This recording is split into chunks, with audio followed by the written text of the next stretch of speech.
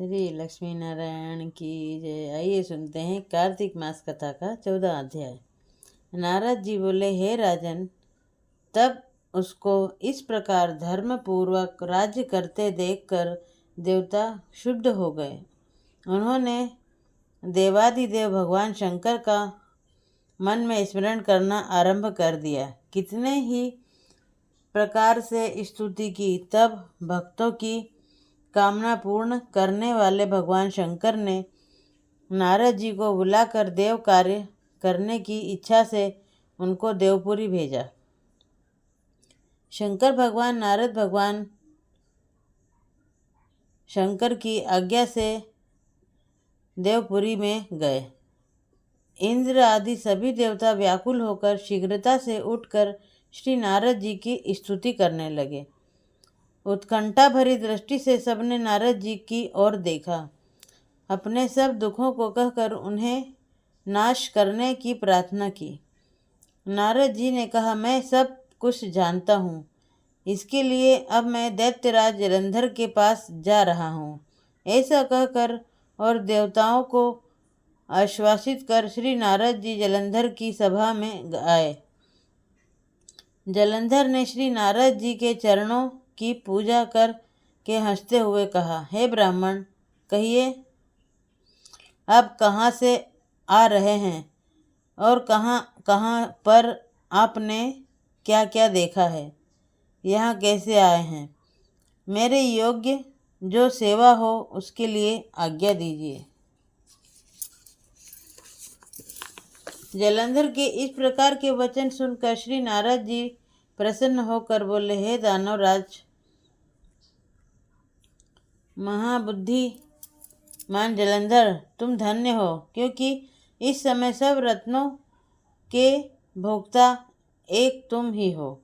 हे दैत्य श्रेष्ठ, अब आप मेरे आगमन का कारण सुनिए कि जिसके लिए मैं यहाँ आया हूँ। हे दैत्यराज, मैं स्वेच्छा से कैलाश पर्वत गया था, जहाँ 10,000 योजनों में कल्प वृक्ष का वन है। वहाँ पर मैंने सैकड़ों कामधेनुओं को विचरते हुए देखा तथा यह देखा कि वह वन चिंतामणि से प्रकाशित परम दिव्य, अद्भुत और सब सर्वमय है। मैंने वहाँ पार्वती के साथ स्थित शंकर को भी देखा, तो सर्वांग सुंदर गौरवर्ण त्रिनेत्र और मस्तक पर चंद्रमा धारण किए हुए हैं।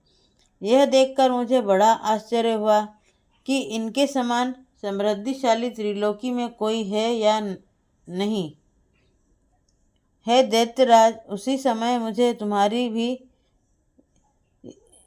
समृद्धि का स्मरण हो आया और उसे देखने की इच्छा से मैं तुम्हारे पास चला आया हूँ।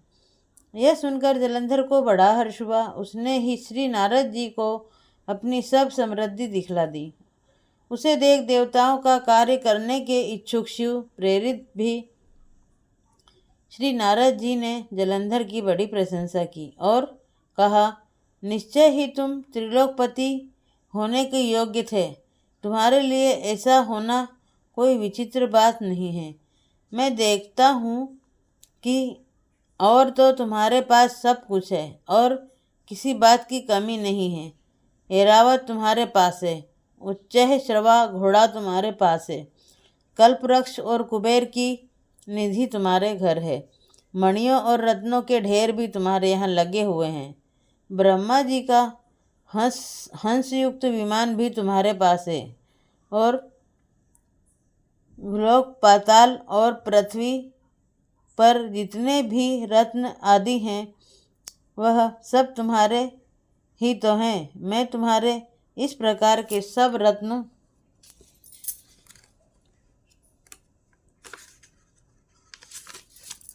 आदि ऐश्वर्य को देखकर बड़ा प्रसन्न हूँ, परंतु तुम्हारे पास कोई स्त्री रत्न नहीं है। उसके बिना तुम्हारा यह सब फीका है। तुम कोई स्त्री रत्न ग्रहण करो। नारद जी के इस प्रकार के वचन सुनकर दैत्यराज काम से व्याकुल हो गया। उसने नारद जी को प्रणाम करके पूछा कि ऐसी स्त्री कहाँ मिलेगी जो कि सब रत्नों में श्रेष्ठ हो। यदि ऐसा रत्न कहीं मिले तो मैं आपकी आज्ञा से उसे अवश्य लाऊंगा। नारद जी ने कहा, ऐसा रत्न तो कैलाश पर्वत पर योगी शंकर के पास ही है। उनकी सर्वांग सुंदर पत्नी देवी पार्वती बहुत ही मनोहर है। उसके समान सुंदरी मैंने आज तक नहीं देखी। शंकर से बढ़कर समृद्धिमान दूसरा कोई नहीं है। उसके इस रत्न की महिमा तीनों लोक में कहीं पर भी नहीं है। तभी तो परम विरक्त आत्मा राम शंकर भी उसके वश में हो गए हैं। देवर्षि नारद उस दैत्य से ऐसा कहकर कार्य करने की इच्छा से आकाश मार्ग में चले गए। श्री हरि नारायण भगवान की जय। लक्ष्मी मैया की जय। श्रीमन नारायण नारायण हरि हरि बोलो। नारायण नारायण हरि हरि भजो। नारायण नारायण हरि।